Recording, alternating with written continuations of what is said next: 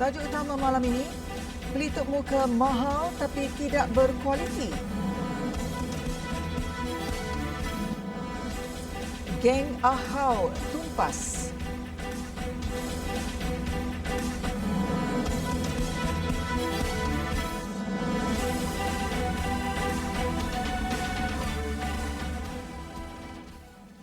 Bismillahirrahmanirrahim. Assalamualaikum warahmatullahi wabarakatuh. Berita Al-Hijrah malam ini bersama saya Aziza Arifin.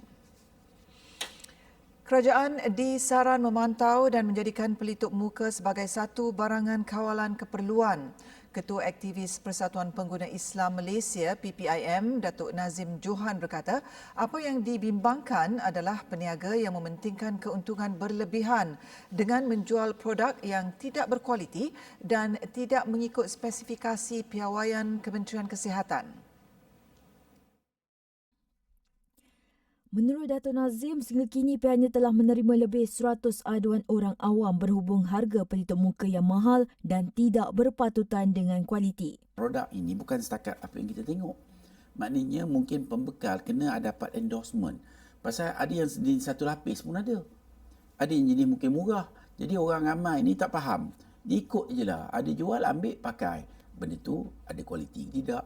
Lepas tu betul-betul boleh melindungi mereka atau tidak. Jadi benda-benda seperti ini yang kadang-kadang menjadi masalah kepada pengguna di luar sana bagi mematuhi piawai. Pasal ada ramai juga yang pakai ni pasal takut.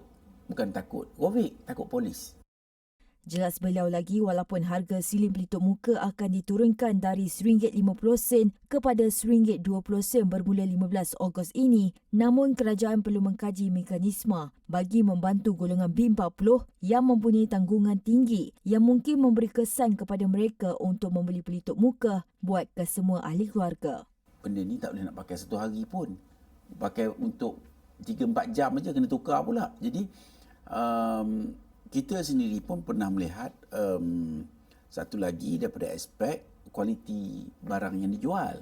Sebenarnya kalau ikut kos yang kita tahu, kos ni lebih kurang dalam yang dia orang beli kotak-kotak dalam 52 sen. Tapi sekarang ni harganya maknanya diletak dengan paras RM1.20. Sementara itu, orang ramai yang ditemui rata-ratanya menerima harga siling yang ditetapkan kerajaan tetapi bimbang terhadap produk yang tidak berkualiti namun dijual dengan harga tidak masuk akal. Bagi saya penutup muka tu penting lah. Kita memang kena ikutlah saranan kerajaan tu.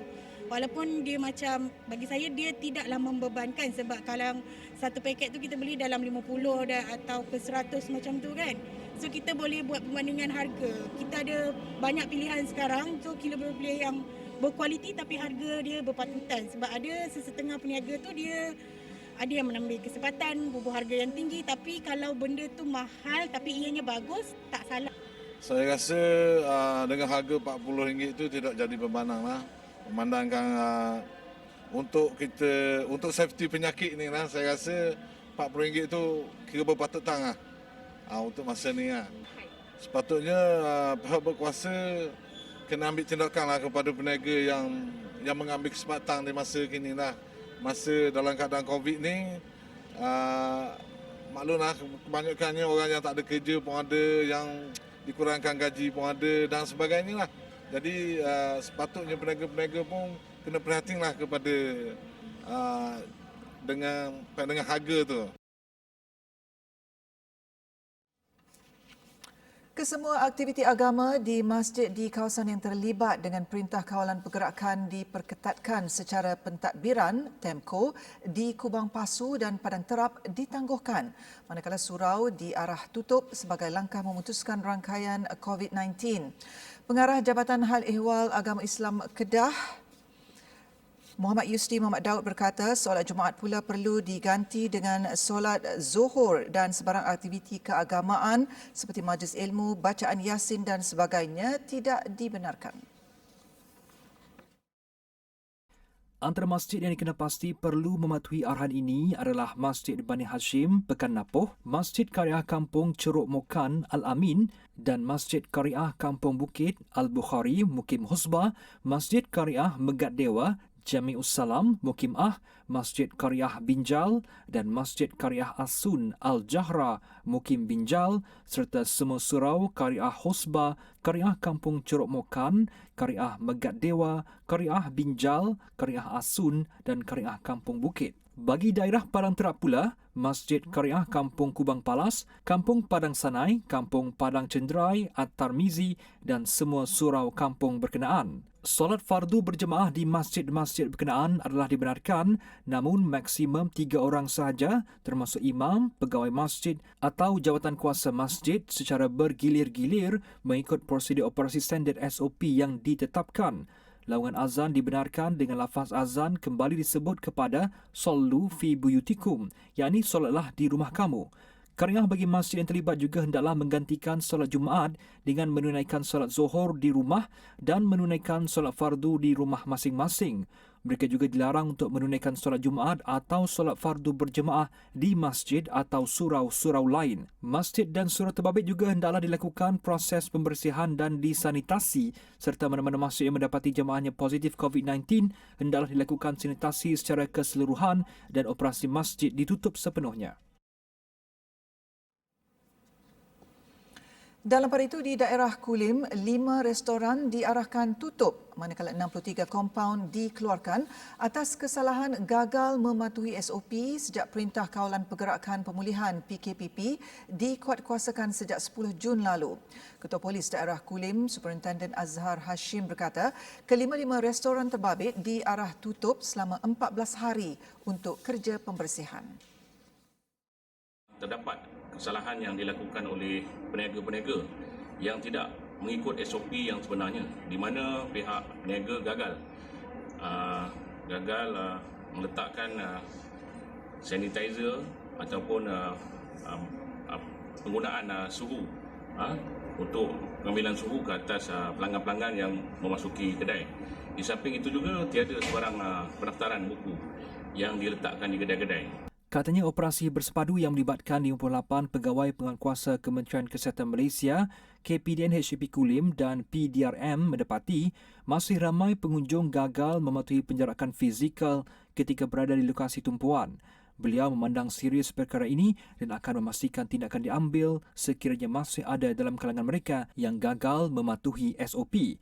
Pihaknya juga akan mengambil tindakan tegas kepada peniaga dan pengunjung pasar awam yang gagal memakai pelitup muka. Kementerian Pendidikan Malaysia KPM sedia menutup semula sesi persekolahan sekiranya terdapat keperluan pelaksanaannya bagi mencegah penularan COVID-19 di kawasan yang terlibat. Menterinya Dr. Razi Jidin berkata, di peringkat negeri, KPM akan memantau perkembangan sesi persekolahan melalui Jabatan Pendidikan Negeri JPN dan Pejabat Pendidikan Daerah PPD. Kita melihat case by case basis. Jika ada keperluan untuk menutup sekolah di kawasan tersebut, kami di KPM berdasarkan nasihat daripada profesional di KKM dan juga MKN serta kerajaan negeri berbincang, kita bersedia. Jadi setiap kes itu berbeza. Setiap kes yang berlaku berbeza. Seperti mana saya sebut di Sarawak, banyak lebih 200 buah sekolah ditutup, tapi di Kedah kita tutup 5 sekolah berdasarkan kes yang ada dan berdasarkan risiko dan cara menangani risiko tersebut. Ya. Beliau berkata demikian di Dewan Rakyat hari ini ketika menjawab soalan tambahan Ahli Parlimen Kulai, Teo Ni Ching, mengenai adakah KPM bercadang menutup sekolah di Sabah susulan terdapat kes positif dalam kalangan murid di negeri itu. 29 Julai lalu, JPPN Sarawak dengan persetujuan KPM telah memutuskan untuk menangguh pembukaan semula 213 buah sekolah di daerah Kuching. Manakala di Kedah, 4 buah sekolah di bawah PPD Kubang Pasu dan sebuah sekolah di PPD Padang Terap diarah tutup bermula 2 Ogos hingga 29 Ogos ini. Ini pula berita baik untuk peminjam Perbadanan Tabung Pendidikan Tinggi Nasional PTPTN. Kerajaan bersetuju melanjutkan tempoh penangguhan bayaran balik pinjaman PTPTN untuk tempoh 3 bulan lagi bermula 1 Oktober ini. Langkah itu diambil seiring pengumuman Perdana Menteri Tan Sri Muhyiddin Yassin mengenai lanjutan moratorium dan bantuan bank bersasar bagi mereka yang terkesan dengan penularan COVID-19. Menteri Pengajian Tinggi Datuk Dr. Noraini Ahmad dalam satu kenyataan hari ini berkata, penangguhan ini membabitkan jumlah bayaran balik kira-kira 375 juta ringgit. Ini menjadikan jumlah keseluruhan anggaran penangguhan bayaran balik sebanyak 1.13 bilion ringgit. Semua peminjam PT-PTN akan diberikan penangguhan bayaran balik pinjaman secara automatik tanpa perlu membuat sebarang permohonan sebagaimana pelaksanaan penangguhan sebelum ini. Namun, sekiranya ada peminjam ingin meneruskan bayaran balik pinjaman, mereka boleh berbuat demikian melalui saluran bayaran balik secara dalam talian yang disediakan. Untuk maklumat dan pertanyaan lanjut, hubungi Careline PT-PTN di talian 03-2193-3000 atau layari portal rasmi www.ptptn.gov.my.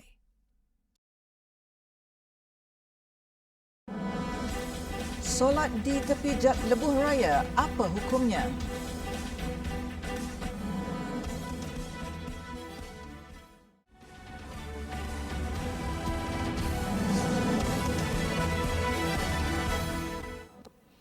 Alhamdulillah, bertemu kembali. Haram dirikan solat dalam keadaan berisiko serta memudarat diri sendiri dan orang lain. Itu pandangan pensyarah fiqh semasa Institut Islam Hadari Universiti Kebangsaan Malaysia UKM, Profesor Madya Datuk Dr. Muhammad Izzah Arif. Ia susulan tular di media sosial beberapa hari lalu dua wanita yang solat di tepi lebuh raya ekoran kesesakan trafik. Beliau berkata hukum menunaikan solat di tepi lebuh raya terdiri daripada harus, makruh dan haram. Ia menjadi harus sekiranya tidak timbul rasa was-was dan tidak berlaku sebarang kecemasan dan mudarat. Makruh jika timbul rasa was-was tentang risiko situasi pada ketika itu. Dan haram hukumnya sekiranya perbuatan itu berisiko, memudaratkan dan menyukarkan urusan diri dan pengguna jalan raya yang lain, khususnya pihak berkuasa. Yang ketiga jadi haram. Kalau keadaan itu akan menyebabkan complicated dan menyukarkan semua pihak. Pakat berhenti tepi jalan, jalan lebih teruk jadi jam sebab semua nak letak kereta kan. Jadi semua akan jadi sukar ketika mereka nak melalui laluan tersebut. Semua pakat berhenti, maka jadi haram pula. Sebab apa? Nabi pun sebut la darara wala dirar. Jangan kamu mudaratkan diri kamu. Kita pun tak tahu apa akan berlaku. Mungkin ada motor laju ke langgar anak kita tengah semayang, na'uzubillah. Walau bagaimanapun, katanya pengguna jalan raya disarankan untuk tidak melakukan solat di tepi lebuh raya kerana ia akan mewujudkan situasi berisiko tinggi kepada pengguna jalan raya yang lain. Oleh itu, orang ramai disarankan untuk menunaikan solat jamak takhir ketika bermusafir dan solat hormat waktu dalam kenderaan kerana ia merupakan keringanan yang dibenarkan dalam Islam pada saat atau situasi genting yang tidak mengizinkan seseorang itu untuk solat. Antaranya kesesakan yang kritikal dan boleh membahayakan keselamatan diri dan pihak berkuasa sekiranya ia dilaksanakan. Nasihat saya, pertama kalau boleh ditakhirkan solat, takhirkan solat. Kan jamak takhir tu boleh. Itu satu. Kalau subuh, kata saya dah waktu subuh nak habis dah. Tak apa. Dalam keadaan ini keringanan Allah dah bagi dah. Solat hormat waktu ini memang disebut dalam kitab ulama dalam mazhab Syafi'i, iaitu kita boleh semayang tanpa dua wuduk. Kita boleh semayang tanpa menghadap kiblat. Maka kita semayang saja sebagai menunjukkan kepada Allah Subhanahu Wa Taala, bukan aku tak nak semayang ya Allah, tetapi aku nak semayang menghormati waktu. Setelah sampai tempat yang sesuai, aku akan semayang ya Allah. Tambah beliau, setibanya di destinasi yang bersesuaian untuk mendirikan solat namun telah habis waktu solat, Islam membenarkan individu tersebut untuk qada atau ganti waktu solat tersebut. Selain itu, katanya orang ramai juga disarankan untuk bijak menguruskan waktu perjalanan dengan merujuk jadual waktu perjalanan yang disediakan oleh Lembaga Lebuh Raya Malaysia. Sebelum ini, tular dua wanita bertelekung dilihat menunaikan solat di tepi lebuh raya dipercayai berhampiran Plazatul Gombak menuju ke Genting Sempah hingga mengundang pelbagai reaksi netizen. Polis berjaya menumpaskan geng Ahau yang licik melakukan kegiatan pecah rumah di 4 negeri di Semenanjung Tanah Air. Ketua Polis Kedah, Datuk Zainuddin Yaakob berkata, tangkapan ini susulan kejadian pecah masuk 4 buah rumah di sekitar daerah Kulim 22 Julai lalu. Katanya tangkapan pertama dilakukan pada 30 Julai ke atas seorang lelaki, manakala tangkapan kedua dilakukan ke atas 3 lagi anggota suspek di Brickfields Kuala Lumpur pada 2 Ogos. Beliau berkata suspek dipercayai melakukan kegiatan itu menggunakan kenderaan mewah dengan nombor pendaftaran palsu. Rumah-rumah yang biasa melalui pengalaman kita, melalui soal siasat kita, rumah-rumah yang biasa dijadikan target adalah rumah-rumah yang duduk penghujung contohnya. End lot yang ada jalan. Kawasan yang nampak mewah. Tapi dia tak masuk rumah-rumah yang sukar, contohnya ada CCTV, kemudian ada kawalan yang ketat dan dia tak masuk. Jadi dia akan strike rumah-rumah yang mudah diceroboh. Beliau berkata demikian pada sidang media di Ibu Pejabat Polis Kontingen IPK Kedah hari ini. Antara barangan yang dicuri termasuklah barang kemas, komputer, peralatan elektrik, jam tangan, kamera dan wang tunai. Turut dirampas 2 buah kereta iaitu jenis Mazda CX-5 dan Honda HR-V yang dipercayai disewa semata-mata untuk melakukan kegiatan jenayah bagi mengelak dikesan pihak berkuasa. Keempat-empat suspek juga dipercayai terbabit dengan banyak lagi kejadian pecah rumah di Kuala Lumpur, Pahang, Perak, Pulau Pinang dan Kedah sejak akhir tahun lalu. Di Johor, sepasang kekasih didakwa di Mahkamah Majistret Kulai hari ini atas kesalahan mengedar dadah yang disembunyikan dalam pembesar suara dan dihantar melalui syarikat kurier Mei lalu. Bagaimanapun, tiada pengakuan direkodkan. Tertuduh Kok Chun King 26 tahun dan Hugh Sija 31 tahun didakwa bersama-sama mengedar dadah berbahaya jenis metamfetamin seberat 516 gram. Kesalahan itu dilakukan di sebuah syarikat kurier di kawasan perindustrian Senai kira-kira jam 6 petang 11 Mei 2020. Kedua-dua tertuduh didakwa mengikut Seksyen 39B-1-A Akta Dadah Berbahaya 1952 dibacakan bersama Seksyen 32 Kanun Keseksaan dan boleh dihukum di bawah 39B-2 Akta yang sama. Sabit kesalahan, kedua-dua tertuduh boleh dihukum mati mandatori. Magistrate memerintahkan sebutan semula pada 20 Ogos depan bagi mendapatkan status laporan kimia. Lebih 426 juta ringgit wang zakat diagihkan Majlis Agama Islam Negeri MAIN dan agensi mengurus zakat AMZ sejak PKP bermula hingga 30 Jun lalu. Antara yang menerima zakat tersebut individu yang terjejas pendapatan, pelajar dan petugas barisan hadapan.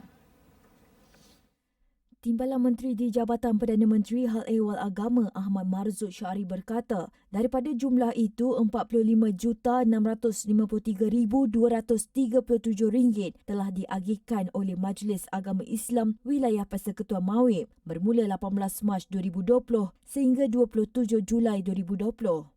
Antara bentuk bantuan yang diberikan adalah dalam bantuan zakat khas tambahan sebanyak RM500 kepada 24,196 asnaf berjumlah keseluruhan RM12,098.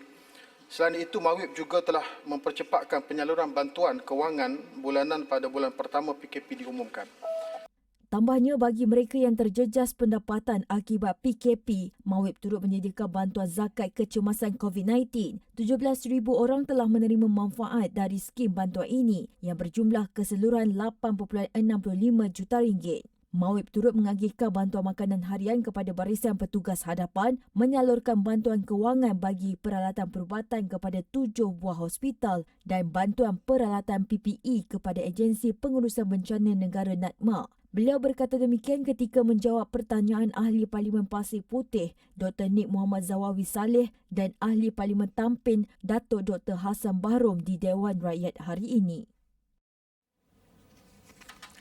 Buat julung kalinya, Yayasan Al-Baghdadi dan komuniti We Love Kurban menganjurkan ibadah kurban asnaf dalam negara. Pengarah pemasaran komuniti We Love Kurban, Muhammad Farhan Alias berkata, ia adalah inisiatif untuk memberi peluang kepada umat Islam melaksanakan ibadah itu dengan mengutamakan asnaf dalam negara. Ialah sebenarnya satu program yang kita jalankan untuk melaksanakan, memberi peluang kepada masyarakat di luar untuk melaksanakan ibadah korban, dan agihannya kita akan terus agihkan kepada asnaf di kawasan berhampiran. Dan alhamdulillah hari ini kita ada di Bandar Baru Selayang dan semalam kita telah melaksanakan di Konak, Sabah.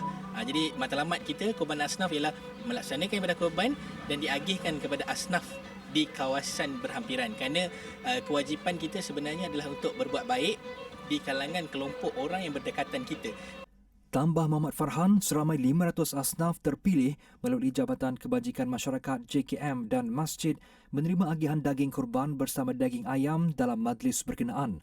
Sementara itu katanya korban asnaf kali ini disasarkan dan diperluaskan khusus kepada golongan asnaf yang lebih memerlukan di seluruh negara, walaupun pihaknya turut melakukan ibadah itu di Kemboja, Thailand, Indonesia, Afrika, Bangladesh dan lain-lain. Semua kita di dalam Malaysia ini, tanggungjawab utama kita sebenarnya ialah kepada orang susah di dalam kawasan kita. Itu tanggungjawab utama kita. Lepas tu barulah kita nak pergi ke Syria ke, kita nak pergi ke Palestin ke. Ya, tanggungjawab utama kita perlu lepaskan mereka yang miskin di dalam kawasan kita. Tambahnya, walaupun ibadah korban kali ini dilaksanakan ketika PKPP, ia tidak menghalang pihaknya untuk terus membantu golongan memerlukan. Malah agihan dilakukan dengan mematuhi SOP yang ditetapkan kerajaan, iaitu memastikan penerima memakai pelitup muka, mengawal jarak fizikal, agihan secara berfasa, mengambil rekod penerima dan sanitasi selain terdapat beberapa agihan yang diberi secara terus ke rumah penerima. Orang ramai ingin menyumbang dalam bentuk makanan kepada golongan asnaf boleh salurkan ke akaun Maybank Yayasan Al-Baghdadi 5624 0560 3346. Dalam pada itu di Terengganu, 42 individu kurang berkemampuan diberi peluang menjalani ibadah korban secara percuma. Ia hasil tajaan Penggerak Komuniti Negara PKN Terengganu. Peserta korban percuma yang ditemui nyata bersyukur kerana terpilih menjalani ibadah itu tahun ini. Rata-rata mereka tidak pernah menyangka berpeluang menjalani ibadah korban kerana kesepitan hidup. Musim-musim raya ni lah nak rasa boleh daging percuma macam ni, boleh masuk giang dalam gerbang. Dengan percuma kan boleh, kalau nak masuk dengan sendiri memang kita tak mampu. Macam dengan cara peragihan macam ni pun alhamdulillah lah boleh rasa gembira lah. Rasa bersyukur tu atas nikmat Tuhan beri hari ni. Ni harga pun mahal dah, 32 rasanya sekilo. Sekarang ni dapat satu bahagian, dapat kebab satu pilihan, dapat pula daging percuma, alhamdulillah. 6 ekor lembu telah dikorbankan dan dagingnya diagihkan kepada golongan fakir miskin di 8 daerah. Peserta turut berpeluang mengagihkan sendiri daging korban tersebut. Mereka ditemui dalam program ibadah korban peringkat Jabatan Bomba dan Penyelamat Malaysia JBPM Negeri Terengganu di Kuala Terengganu.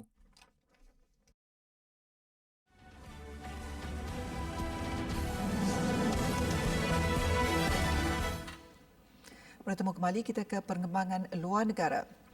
Bandar Manila dengan kepadatan 12 juta penduduk dikenakan semula sekatan pergerakan namun lebih ketat bermula hari ini selama 2 minggu. Keputusan itu juga diambil selepas kumpulan perubatan negara itu menggesa kerajaan berbuat demikian ekoran peningkatan kes COVID-19 yang semakin membimbangkan. Presiden Filipina Rodrigo Duterte dalam sidang media khasnya memaklumkan pengangkutan awam secara besar-besaran dilarang dan hanya perjalanan penting dibenarkan. Beliau turut berkata hanya seorang isi rumah dibenarkan keluar bagi membeli barang keperluan. Sebelum ini, lebih 100 pertubuhan perubatan di Filipina memberi amaran bahawa sistem kesihatan di negara berkenaan mungkin tidak mampu menampung dan menangani wabak maut itu. Ia selepas ramai pekerja kesihatan atau frontliner jatuh sakit dan memilih untuk berundur ekoran keletihan dan ketakutan. Mereka juga meminta sekatan ketat dilakukan bagi memberi ruang kepada petugas kesihatan dan kerajaan melihat semula tindak balas terhadap COVID-19. Filipina catat kes positif COVID-19 kedua tertinggi di Asia Tenggara selepas Indonesia dengan lebih 103,000 kes.